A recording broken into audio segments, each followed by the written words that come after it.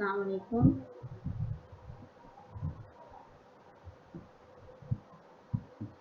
Today our topic is osmoregulation. In last lecture we have talked about osmoregulation. We have discussed the definition of osmoregulation, and we now know that osmoregulation is an example or of homeostasis. So what is osmoregulation? हम दोबारा इसकी definition देखेंगे. Water relation of cell. Osmoregulation एक ऐसा process है जिसमें हम cell के वाटर रिलेशन को देखते हैं as compared to the external environment. इस सेल जिस इन्वायरमेंट में मौजूद है उसका इन्वायरमेंट कैसा है. सेल और आउटर इन्वायरमेंट के दरमियान वाटर का रिलेशन आपस में कैसा है, इसको हम देखेंगे. वाटर आप सबको पता है सॉल्वेंट है of the solutes in the cell. एक सेल के अंदर पानी अगर मौजूद है तो वो तमाम सॉल्यूट्स का क्या होगा, सॉल्वेंट होगा. और हर सेल की अपनी अडेप्टेशन है कि उनके अंदर अपनी एक ज़रूरत के मुताबिक वाटर का रिलेशन मौजूद होता है अपने साल्ट के साथ, ताकि वो अपने फंक्शंस को परफॉर्म कर सकें. और हर स्पीशीज़ जो है या हर सेल जो है वो अपने इस प्रोसेस को मेंटेन करती है, ऑस्मोरेगुलेशन के प्रोसेस को, और उसमें वाटर और साल्ट का जो कॉम्बिनेशन है उसकी कंसंट्रेशन को मेंटेन किया जाता है. अब हमने देखना है water balance and solutes in the body. हमारे पास सेल के जो इन्वायरमेंट होता है, तीन तरह के इन्वायरमेंट हैं जो हमें डिस्कस करने हैं. First of all hypotonic, number 2 hypertonic environment, and number 3 is isotonic environment. Okay, सबसे पहले हम हाइपोटोनिक इन्वायरमेंट को देखेंगे कि हाइपोटोनिक इन्वायरमेंट किसे कहते हैं. सिंपल इसकी डेफिनेशन क्या होगी, एक ऐसा इन्वायरमेंट जिसमें साल्ट की या सोल्यूट की कंसंट्रेशन कम हो as compared to the cell, इसको हम क्या कहेंगे, हाइपोटोनिक इन्वायरमेंट कहेंगे. डेफिनेशन यहाँ पे है, it may be of diluted solution. ठीक है, सॉल्यूशन जो है वो डाइल्यूट है, यानी सॉल्वेंट ज़्यादा मिकदार में है, पानी ज़्यादा मिकदार में है, और सोल्यूट जिसे हम साल्ट भी कह सकते हैं वो कम मिकदार में है. आउटर इन्वायरमेंट की ये बात हो रही है एज कंपेयर टू सेल, तो ऐसे इन्वायरमेंट को हम हाइपोटोनिक इन्वायरमेंट कहेंगे. आगे बात करते हैं हाइपरटोनिक इन्वायरमेंट की. The more concentrated external environment is termed as hypertonic. ऐसा इन्वायरमेंट जो कि कंसंट्रेटेड हो, जिसमें साल्ट की कंसंट्रेशन ज़्यादा हो as compared to the cell. Cell की निस्बत आउटर इन्वायरमेंट में साल्ट की कंसंट्रेशन ज़्यादा है, ऐसे इन्वायरमेंट को हम हाइपरटोनिक कहेंगे. और वो इन्वायरमेंट जो कि रिजेंबल करता है अपने सेल के साथ, यानी इंटरनल सॉल्यूशन और आउटर सॉल्यूशन दोनों का बराबर है, साल्ट भी बराबर मिकदार में है और वाटर भी बराबर मिकदार में है, ऐसे इन्वायरमेंट को हम क्या कहेंगे, आइसोटोनिक इन्वायरमेंट कहेंगे. अब हमें इन तीनों की प्रॉपर्टीज देखनी है कि हाइपोटोनिक इन्वायरमेंट में क्या होता है. अगर हाइपोटोनिक इन्वायरमेंट में सेल हो तो किस तरह से बिहेव करेगा, हाइपरटोनिक इन्वायरमेंट है तो उसमें सेल किस तरह से रिएक्शन शो करेगा अपना, और आइसोटोनिक में कैसे करेगा. तो हाइपरटोनिक इन्वायरमेंट जो है वो एक्चुअली काज करता है entry of water into the cell. यानी अगर आउटर इन्वायरमेंट हाइपोटोनिक इन्वायरमेंट है, उसमें साल्ट की कंसंट्रेशन कम है, वाटर की ज़्यादा है एज कंपेयर टू सेल, तो क्या होगा, आपको पता है कि पानी हमेशा ज़्यादा मिकदार से कम मिकदार की तरफ फ्लो करता है. अब सेल के अंदर पानी कम है और बाहर वाले इन्वायरमेंट में पानी ज़्यादा है, तो ज़्यादा से कहाँ जाएगा, अंदर की तरफ. तो क्या कहेंगे हम कि आउटर इन्वायरमेंट से पानी कहाँ जाएगा, सेल के अंदर जाएगा. तो हम कह सकते हैं कि हाइपोटोनिक इन्वायरमेंट जो है वो क्या करता है, पानी की एंट्री करता है किसमें, सेल के अंदर, और इस तरह से सेल जो है वो डाइल्यूट रहता है, डाइल्यूट कंडीशन रहेगी उसकी. और इस तरह एज अ रिजल्ट जब पानी एंटर होगा सेल के अंदर तो वो सेल क्या हो जाएगा, टर्जिड हो जाएगा, फूल जाएगा, स्वेल कर जाएगा. और ये कंडीशन जो है वो हार्मफुल होगी किसके लिए, प्लांट के लिए या उस सेल के लिए. हाइपरटोनिक इन्वायरमेंट क्या करता है, on the other hand, as render cell solution concentrated. हमने पहले ही पढ़ा है कि हाइपरटोनिक इन्वायरमेंट कैसा होता है, कंसंट्रेटेड इन्वायरमेंट होता है, उसमें साल्ट की कंसंट्रेशन ज़्यादा होगी, पानी कम होगा. तो क्या होगा, अब क्योंकि सेल के अंदर पानी ज़्यादा है, आउटर इन्वायरमेंट में कम है, तो पानी सेल से बाहर आएगा, किस में कहाँ आएगा, आउटर इन्वायरमेंट में आएगा, जिसकी वजह से सेल के अंदर पानी कम रह जाएगा और वो सेल क्या हो जाएगा, श्रिंक हो जाएगा. और इस श्रिंक की वजह से ये भी प्लांट के लिए या सेल के लिए क्या है, हार्मफुल कंडीशन है।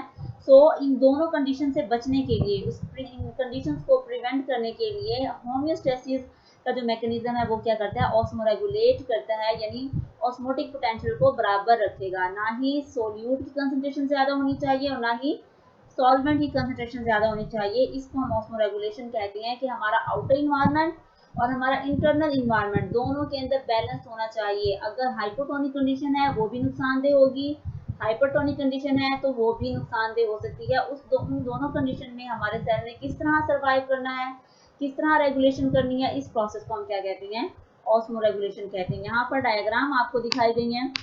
फर्स्ट डायग्राम जो है वो हाइपोटोनिक की है। इसमें आपको नजर आ रहा है कि ये आउटर इन्वायरमेंट है आपका, जहाँ पर आपको वाटर की कंसंट्रेशन ज़्यादा नजर आ रही है, जबकि जो सेल है हमारा यहाँ पानी की कमी है। तो एज अ रिजल्ट वाटर जो है वो एंटर होगा कहाँ, सेल के अंदर। जब सेल के अंदर पानी एंटर होगा तो उसकी कंडीशन क्या हो जाएगी, वो टर्जिड हो जाएगा। हाइपरटोनिक कंडीशन में क्या होगा, अब क्योंकि यहाँ साल्ट की कंसंट्रेशन ज़्यादा होगी आउटर इन्वायरमेंट में और पानी कम होगा, जिसकी वजह से क्या होगा कि पानी सेल के अंदर से बाहर जाएगा। जब बाहर जाएगा तो सेल में पानी कम हो जाएगा और वो क्या कर जाएगा, श्रिंक कर जाएगा। सॉरी, ये आइसोटोनिक कंडीशन है जिसके अंदर नॉर्मल होंगे दोनों कंडीशन, आउटर और इंटरनल इन्वायरमेंट दोनों हमारे बराबर हैं और दोनों की कंडीशन बैलेंस है।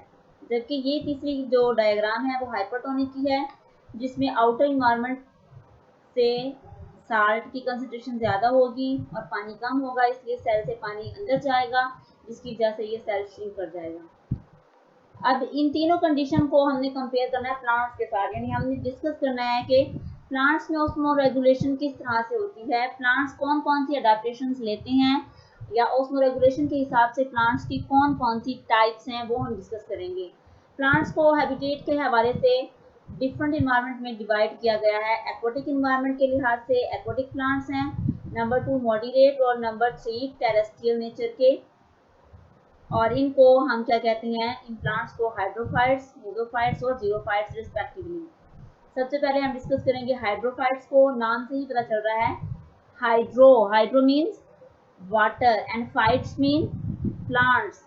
ऐसे प्लांट्स जो कि पानी में रहते हैं इनको हम हाइड्रोफाइट्स प्लांट्स कहेंगे।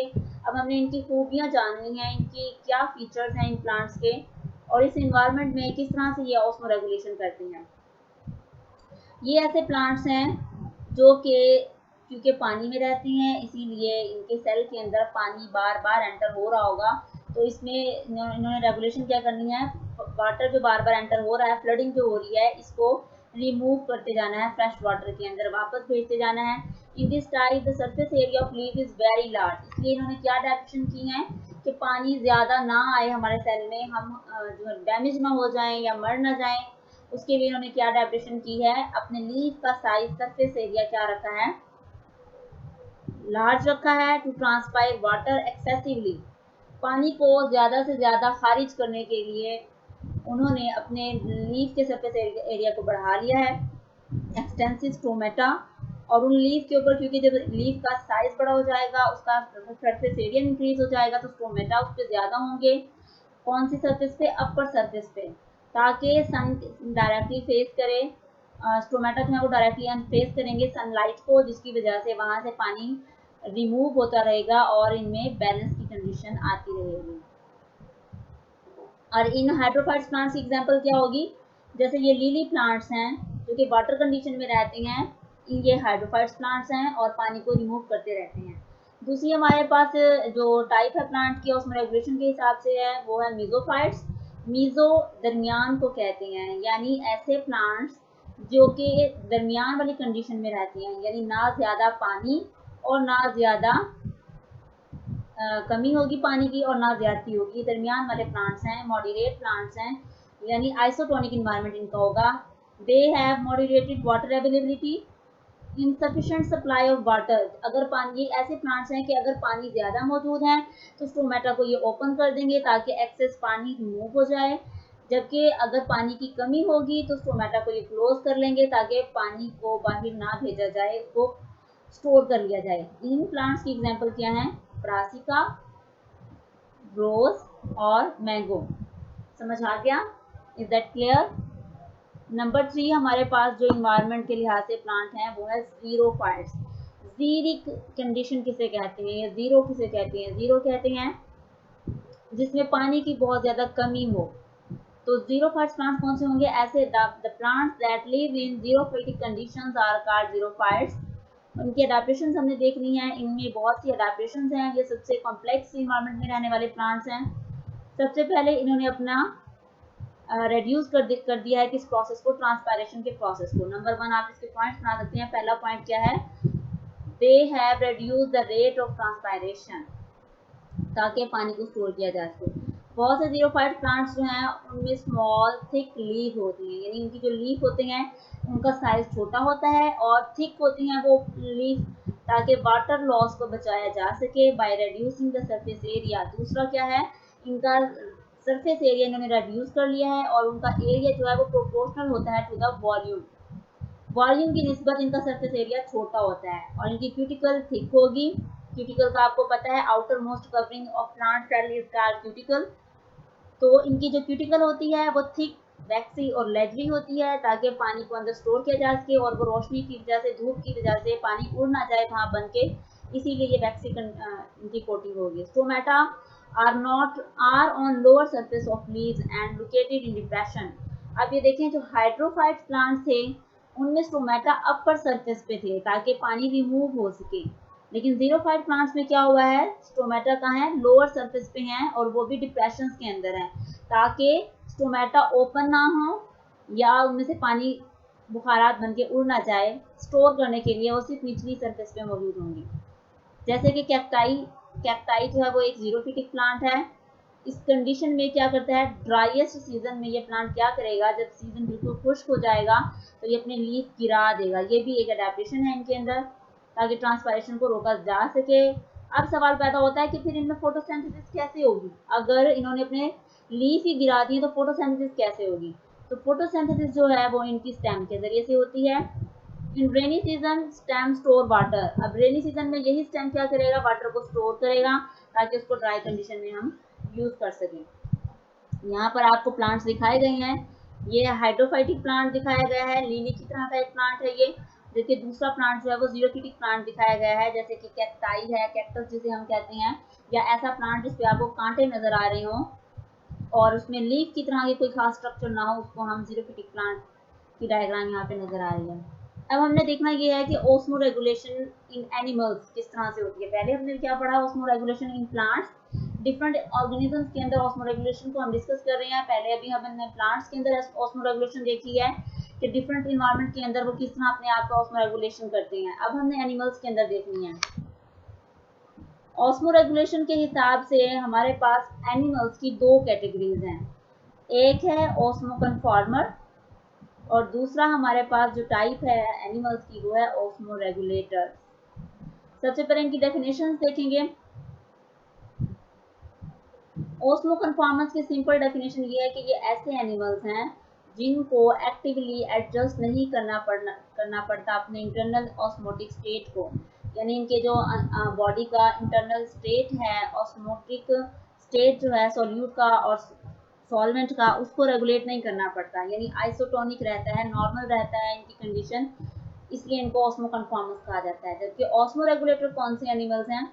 ये ऐसे एनिमल्स हैं जिनको रेगुलेशन करनी पड़ती है। इन बेचारों को अपनी कुर्बानी देनी पड़ती है, मेहनत करनी पड़ती है, अपने बॉडी के ऑस्मोटिक प्रेशर को बैलेंस रखने के लिए इनको मेहनत करनी पड़ती है। यानी अगर ये हाइपोटोनिक इन्वायरमेंट में है तो उन्होंने कैसे अपने आप को मैनेज करना है, अगर हाइपरटोनिक इन्वायरमेंट में है तो क्या इन्होंने अपने अंदर अडेप्टेशन लेकर आनी है, वो सारा हम डिस्कस करेंगे। तो सिंपली जो जिनको रेगुलेशन नहीं करनी पड़ती अपने ऑस्मोटिक इन्वायरमेंट की उनको ऑस्मो कन्फॉर्मर कहते हैं, और जिनको रेगुलेशन करनी पड़ती है उनको हम ऑस्मो रेगुलेटर कहते हैं। अच्छा, आप लोगों को पता है कि एनिमल सेल जो है वो प्लांट की निस्बत थोड़ा कॉम्प्लेक्स टाइप का होता है और इसीलिए वो मोर क्रिटिकल बैलेंस उसके वाटर का होता है।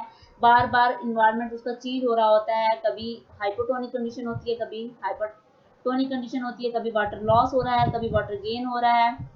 तो इस वजह से एनिमल्स को काफ़ी मेहनत करनी पड़ती है।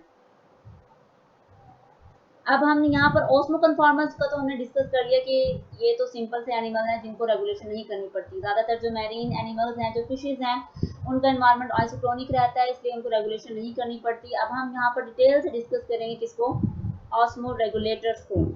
Animals inhabiting different environment have distinct adaptation. अब डिफरेंट इन्वायरमेंट में रहने वाले एनिमल्स जो हैं उनके अंदर अडेप्टेशन भी डिफरेंट होगी अपने ऑस्मोटिक बैलेंस को बैलेंस रखने के लिए। में मैरीन एनिमल्स आ जाएंगे, फ्रेश वाटर एनिमल्स आ जाएंगे और टेरेस्ट्रियल इन्वायरमेंट के एनिमल्स आ जाएंगे। यहाँ तक समझ आ गया है? इसको आगे जो 3 कैटेगरीज हैं एनिमल्स की, ऑस्मो रेगुलेटर को ही लेकर चलेंगे हम। तो 3 तरह के जो एनिमल्स हैं उनको हम कल डिस्कस करेंगे। ऑस्मो रेगुलेटर के अंदर मैरीन इन्वायरमेंट में किस तरह से अपने आप को बैलेंस करते हैं, और फ्रेश वाटर के एनिमल्स किस तरह बैलेंस करते हैं, और टेरेस्ट्रियल इन्वायरमेंट के एनिमल्स किस तरह से रेगुलेट करते हैं, ये हमने स्टडी करना है। अल्लाह हाफिज़।